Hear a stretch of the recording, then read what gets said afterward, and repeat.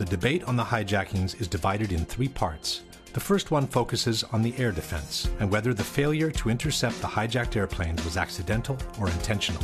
The second focuses on the hijackers and whether they were actually aboard the airplanes or just the usual patsies. The third part focuses on the aircraft themselves and whether the 4 airplanes used in the attacks were the same ones that took off from the airports that morning or were something that only resembled them from the outside. What initially raised suspicions on the true role of the military on September 11 is the fact that the U.S. air defense, which is arguably the most advanced and sophisticated in the world, was unable to intercept even one of the 4 hijacked airplanes in the course of over 1.5 hours. I remember thinking, where on earth are the interceptors? I'm an old interceptor pilot, and it's absolutely unbelievable that hijacked airliners could fly around for an hour and 40 minutes without being intercepted. As a former Minister of National Defense, why did airplanes fly around for an hour and a half without interceptors being scrambled? Take them, with a quick reaction alert. They should have been in the air in 5 minutes or 10 minutes. If not, as a Minister of National Defense, I would want to say, why not? This astonishing failure to respond was remarked by Senator Mark Dayton in the post-9/11 congressional hearings. But what I find much more shocking and alarming were the repeated and catastrophic failures of the leaders in charge and the other people responsible to do their jobs, to follow established procedures, to follow direct orders from civilian and military commanders. The official justification for this failure is a series of blunders, miscommunications, and mistakes that has come to be known as the incompetence theory.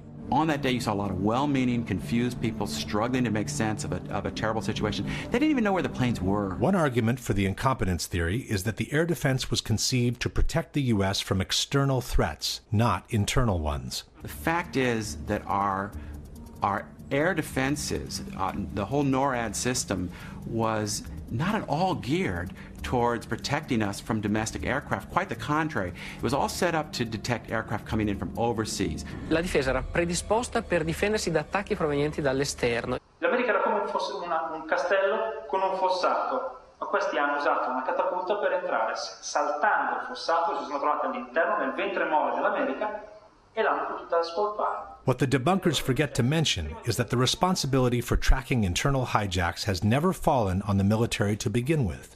This has always been the duty of the Civil Air Traffic Controllers, the FAA, as explained by the Secretary of Defense himself. So the Department of Defense was oriented externally. Our radars were pointing out, not in, and the FAA was the one that then had the responsibility to say there's a hijack. Only then, explains author and researcher Nafiz Ahmed, is the military requested for assistance in scrambling their jets. Standard operating procedures dictate that as soon as a plane flies off course, the FAA will contact the plane and try to ask them what is going on. If there is a problem or if they cannot establish radio contact, then immediately the FAA will contact the Pentagon, who will, within a matter of minutes, a maximum of 10 minutes normally, will scramble fighter jets to intercept the civilian plane and to analyze the situation and see what is going on. The FAA authority over the national airspace is clearly acknowledged in this exchange between the military from September 11. If you can, hand the fighters over directly to FAA so they're still under FAA control. We're never going to take them. Just work with them, coordinate with them as best that you can with that. Take them to the area and let them handle that airspace. Another argument for the incompetence theory is that by turning off the transponders, the hijackers had made the airplanes very difficult to be tracked on radar. That can't be overstated. The fact that once the hijackers turned off the transponders, you had air traffic control who were looking at something like 4,500 primary radar blips. They were trying to pick out the plane that they just lost. Non sapevano dove andare perché i terroristi hanno disattivato un dispositivo che si chiama transponder che localizza l'aeroplano. Spento quello, puff, sparisce il puntino. E dov'è? Non si sa dove è finito. This is not true.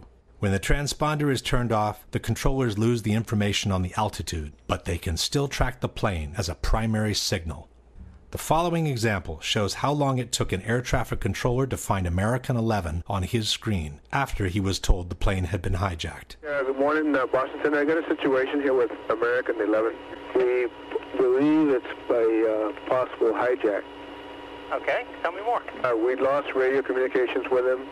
Then we lost his transponder.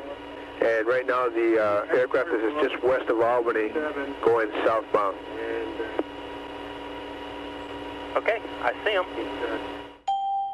United 175 never turned the transponder off. It just switched codes. United 175 is 50 miles northwest of New York City when its transponder code is suddenly changed. As I look up, I notice that United 175's code has changed. I just turned around and radioed the pilot. My exact words were, United 175, recycle transponder squawk. Hijacker Al-Shehhi obviously intended to turn off that transponder, but because he just changed codes and didn't turn it off, he still left the controllers with a very clear indication of the normal return from an aircraft that was squawking, that's what we call it, with the altitude. According to the Secret Service, the plane that hit the Pentagon was tracked for at least 30 minutes before it reached Washington. Nelson Garabito was the Secret Service agent in charge of protecting the White House airspace. First thing I did is I picked up the phone to call my contact, the FAA. He said we have 4 planes outstanding. 2 have hit the towers, and 2 are headed to Washington, D.C.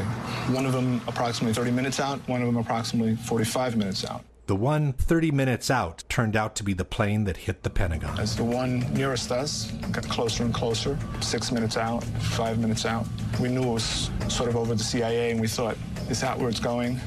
But it kept coming.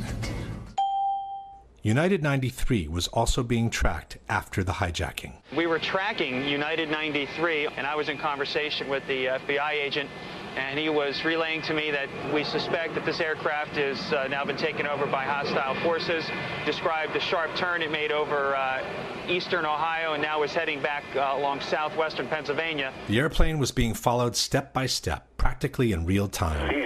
Right now, he is west of Johnstown still, 12 miles. At some point, it even turned the transponder back on, showing not only its position, but also the altitude. It looks like he's still turning. Hey, his transponder just came back on and it was showing 8,000 feet, 200. 8,200 feet? 8,200 feet, and he's on the same code that he was before. Save for some moments of confusion, the 4 airplanes were being tracked by air traffic controllers all along. The real reason for the failure to intercept the 4 aircraft seems to have been the high number of military exercises that were being run by NORAD on September 11 out of their base in Cheyenne Mountain, Colorado. As Webster Tarpley noted in his book 9/11 Synthetic Terror, staff exercises or command exercises are perfect for a rogue network, which is forced to conduct its operations using the same communications and computer systems used by other officers who are not necessarily party to the illegal operation. Interestingly enough, on the evening of September 10th, the security level for the NORAD computer system called Infocon had been dropped to normal, the lowest level. This made it easier for anyone to penetrate or compromise the computer networks of the air defense system. On September 11, between 4 and 10 military exercises had been scheduled, some of them involving false hijacks of commercial airplanes. This unusual number of exercises had 2 major consequences. 1, they moved a large number of fighters out to Canada and Alaska. 2, they created a major confusion in the system as soon as the real hijackings were reported. We have a hijacked aircraft headed towards New York, and we need you guys we need someone to scramble some F-16s or something up there to help us out. Is this real world or exercise? No, this is not an exercise, not a test. The process of authorization for scrambles was lengthy and complicated. Hey, I just talked to Otis here, and they said they needed a NEADS authorization. Confusion and pressure kept mounting. I don't know where I'm scrambling these guys to. I need a direction, destination. At times, communications were jammed. If you could do me a favor and have them call us, we cannot call out for some reason. Some in the military quickly realized the simulations were causing a problem. You know, let's get rid of this goddamn sim. Hey, turn the sim switches off. Get rid of that crap. I hope they cancel the exercise because this is ridiculous. But they were not canceled, even after both towers in New York had been hit, when everyone knew America was under attack. The war games continued. You guys watching the news? Yeah. I wasn't sure. I've been watching for about 10 minutes. They suspend the exercise now? Not at this time, no. Apparently, someone took advantage of the situation. While the plane headed for the Pentagon was quickly approaching from the west, an unknown source, which was never identified, reported that American 11 was headed towards the Capitol even though the plane had already crashed into the North Tower. I just had a report that American 11 is still in the air and it's heading towards Washington. American 11 is still in the air? This attracted all the attention towards the so-called phantom plane. He's still airborne, he's still a hijack out there, but we can't get a position on him. The jets from Langley were prepared to intercept it. I don't know if they might want to alert some aircraft down there, though, too. We have Langley on battle stations right now. Okay. Then they were scrambled straight for Washington. Foxy, scramble Langley, head towards the Washington area. Roger that. But a different command post, called Giant Killer, sent the fighters out to the ocean. Say again, where you want him?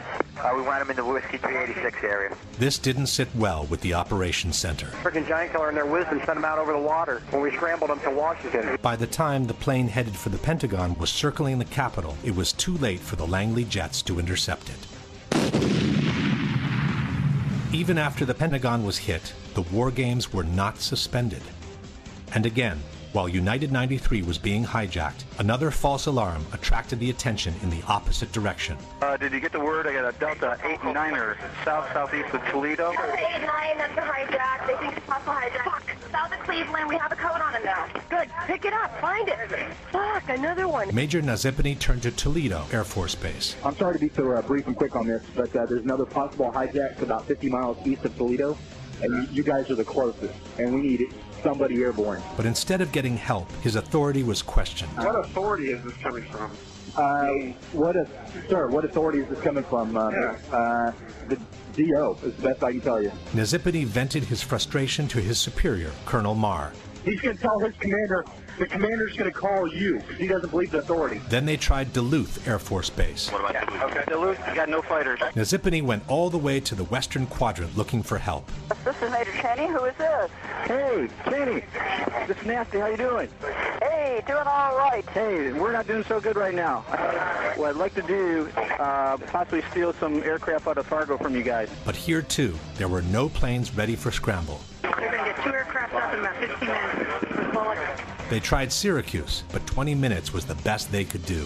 Syracuse 2 airborne in 20 minutes. They tried Alpena, but the planes were just returning from their training. The Alpena thing isn't what we thought. There's 4 guys coming home from the range right now. They started looking for planes that were already up in the air for exercises. So, anybody in training, send them home.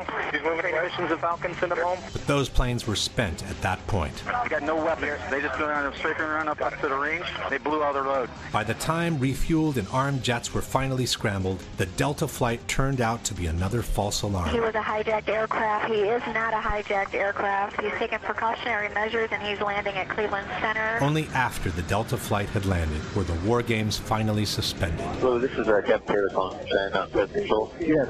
What we need you to do right now is to terminate all exercise inputs coming into Cheyenne Mountain. By then, also the 4th hijacked airplane had been turned into a pile of smoking rubble. Yet General Myers, who was the highest military authority on September 11, has denied that the war games affected the military capacity of response. And the question was whether or not the activities of the 4 war games going on September 11th actually impaired our ability to respond to the attacks. The answer to the question is no, did not impair our response. General Myers forgot to mention that on the morning of September 11, only 4 planes were armed and ready to intercept terrorists in the eastern region of the country. I've determined, of course, that with only 4 aircraft, we cannot defend the whole northeastern United States. That was the sensation of frustration, of I don't have the forces available to do anything about this. Myers instead has even suggested that the war games helped the military response. General Eberhart, who was then the commander of North American Aerospace Defense Command, as he testified in front of the 9/11 Commission, I believe he told them that it enhanced our ability to respond. What that means is all the battle positions that are normally not filled are indeed filled. So it was an easy transition from an exercise into a real-world situation. Again, Myers forgot to mention that the transition took place only after all tragic events had ended, around 11 o'clock. By 11 o'clock, the sense of alarm had spread across the country. Fighter jets actually patrolling the skies. It was a war zone. our skies were turned into a war zone. Everywhere you turn, it was military jets and helicopters everywhere. George Bush returned to Washington on the evening of September 11. The president finally returns to Washington. An escort of 6 helicopters was waiting for him. 300 fighters were defending the skies. Had there been 300 fighters ready to defend the skies on the morning of September 11, would the terrorist attacks have turned out the same way? To bring even more confusion into the situation was a series of last-minute replacements and unexplained absences within the chain of command. The chairman of the Joint Chiefs of Staff was General Henry Shelton, but on September 11 he was absent, and his post was taken by his deputy, General Richard B. Myers. The FAA's National Operations Manager was Ben Sliney. On the morning of September 11, Sliney had been on that job for less than 1 day. The protocols required for Mr. Sliney to speak directly with the hijack coordinator, Lieutenant General Mike Canavan. But Canavan on that day was in Puerto Rico, and apparently he had forgotten to designate a replacement. In regards to the ensuing confusion, Mr. Sliney has stated, "That's incredible. There is only one person. There must be someone designated or someone who will assume the responsibility of issuing an order." At the head of the National Command Center was General Montague Winfield. But on the evening of September 10th, Winfield instructed Captain Charles Leidig to take his place on the following morning. Leidig had been just recently certified for that post and was also on his first day on the job. At the Operation Command of NEADS was Colonel Marr. When Marr called his superior, General Arnold, to get authorization to scramble the jets from Otis, he was told that Arnold was in a meeting where he could not be reached by telephone. Marr had to physically send a messenger looking for him. Precious minutes were lost as Marr waited for Arnold to return his call, and when the fighters were finally scrambled, it was too late for them to intercept American 11. The top commander in charge of NORAD was General Ralph Eberhard, who was stationed at Peterson Air Force Base in Colorado. Eberhard told the 9/11 Commission that he was made aware of the first hijacking practically at the same time American 11 slammed into the North Tower. He then went to his office and saw the CNN broadcast of the World Trade Center explosion. After the second impact, writes the Commission, it was obvious to Eberhard that there was an ongoing and coordinated terrorist attack. At that point, Eberhard called General Myers to update him on the situation. But even though both generals knew the country was being attacked by hijacked airplanes, neither of them suggested suspending the war games and recalling all the fighters available as soon as possible. Furthermore, instead of getting on the phone and taking control of the situation in the most crucial moment of the day, General Eberhard chose to get in his car and drive from the Peterson base to Cheyenne Mountain. The 30-minute drive put him completely out of the loop, since Eberhard couldn't receive telephone calls, wrote the Denver Post, as senior officials weighed how to respond. General Eberhard was also the person responsible for lowering the security level of the defense computer system on the evening of September 10th. And then there was Donald Rumsfeld. As stated by the 9/11 Commission, procedures called for the hijack coordinator on duty to contact the National Military Command Center and to ask for a military escort aircraft to follow the flight. The NMCC would then seek approval from the Office of the Secretary of Defense to provide military assistance. If approval was given, the order would be transmitted down NORAD's chain of command. But this kind of procedure becomes difficult to follow when the hijack coordinator is in Puerto Rico. No one knows who the replacement is. The military command is in the hands of a total rookie, and the Secretary of Defense is nowhere to be found.